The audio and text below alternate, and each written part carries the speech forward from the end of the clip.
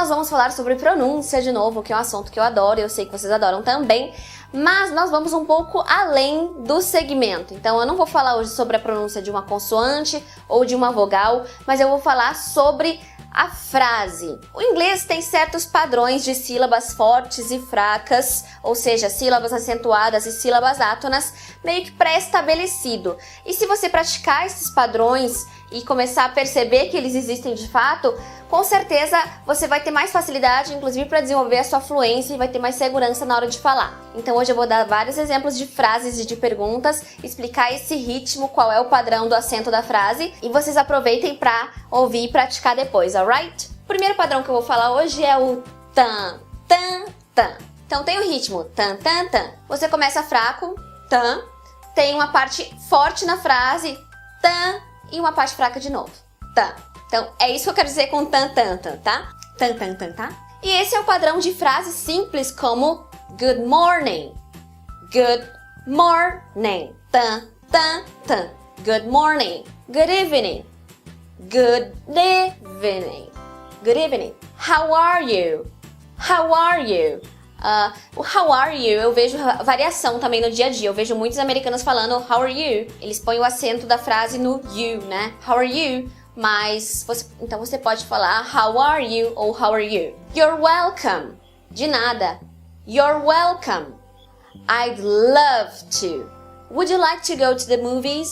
I'd love to. Então, eu adoraria ir ao cinema. I'd love to. O segundo padrão é o contrário. Você começa forte, desce e sobe de novo. E é assim que a gente fala what's your name? What's your name? What's your name? What's the time? What's the time? Thanks a lot. Thanks a lot. Thanks a lot. Yes, of course. Yes, of course. Yes, of course. Então já comecem a perceber que em frases normais, tá? A não ser que você esteja colocando alguma ênfase aí, os pronomes, as preposições e os artigos sempre vão estar lá embaixo. Eles não têm acento, eles não levam acento na frase. O terceiro padrão tem dois momentos altos na frase. Começa fraco, forte, fraco, forte. E esse é o exemplo de frases como a piece of cake. Algo muito fácil, você diz a piece of cake, que significa literalmente um pedacinho de torta. Oh, that was a piece of cake. Foi muito, muito fácil. Então, a, artigo baixo, piece, palavra de conteúdo forte, of, que é a preposição, se torna um schwa aqui, você nem precisa falar of, você pode falar a, e cake volta a ser acentuado. The shop was closed. The, artigo, shop, substantivo, was, aqui embaixo, closed, verbo lá em cima de novo. The shop was closed. It's time to go. It's time to go. It's time to go. I spoke to John. I spoke to John.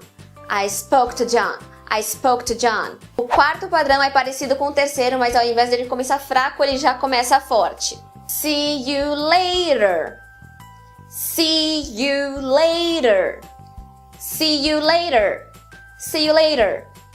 Just a moment. Just a moment. Just a moment. Nice to meet you. Nice to meet you. Where's the station? Where's the station? O quinto padrão tem duas sequências fortes e uma fraca. Ta, ta, ta. No problem. No problem. Don't worry. Don't worry. Keep quiet. Keep quiet. Who told you? Who told you? O sexto padrão são duas fortes e duas fracas. How much is it? How much is it? How much is it? How far is it? How far is it? What time is it? What time is it? What day was it? What day was it? E nesse caso aqui eu acho muito comum as pessoas colocarem o it como algo forte. Então, what time is it? What time is it? E isso não é o padrão do inglês. Esse is it vai ficar bem fraquinho na frase. Então, what time is it? What time is it? Esse is it lá embaixo. O sétimo padrão começa forte, tem duas sílabas fracas e uma forte. What do you do? What do you do? Where are you from? Where are you from? E aqui é muito comum as pessoas falarem where you from? Where you from? O are praticamente some. Fica praticamente só where you from na fala contínua. Where you from? Where do you live? Where do you live?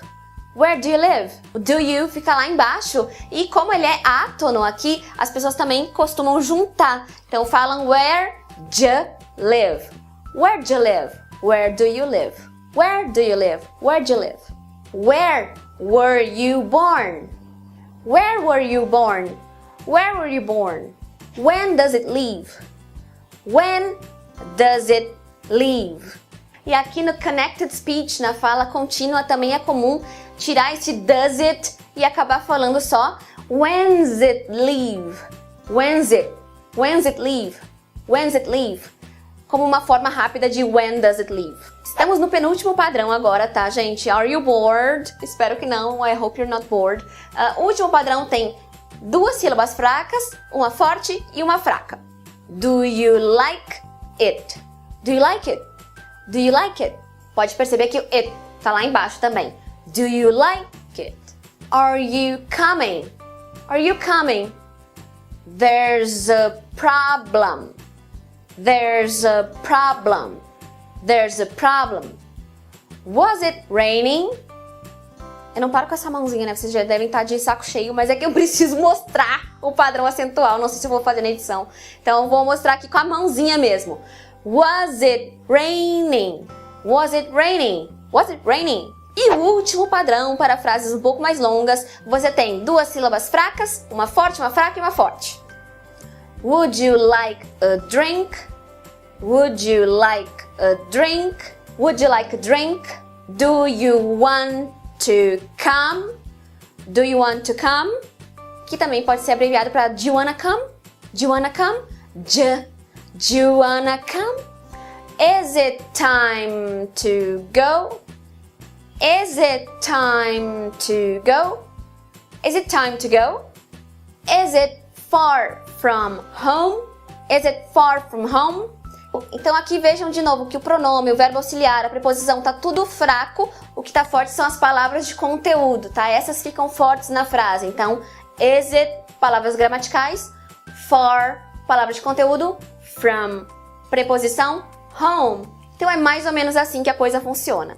Eu acabei não explicando isso explicitamente aqui, mas acho que vocês já entenderam. Então, content words, palavras de conteúdo, são substantivos, adjetivos, advérbios, enfim, esse tipo de palavra.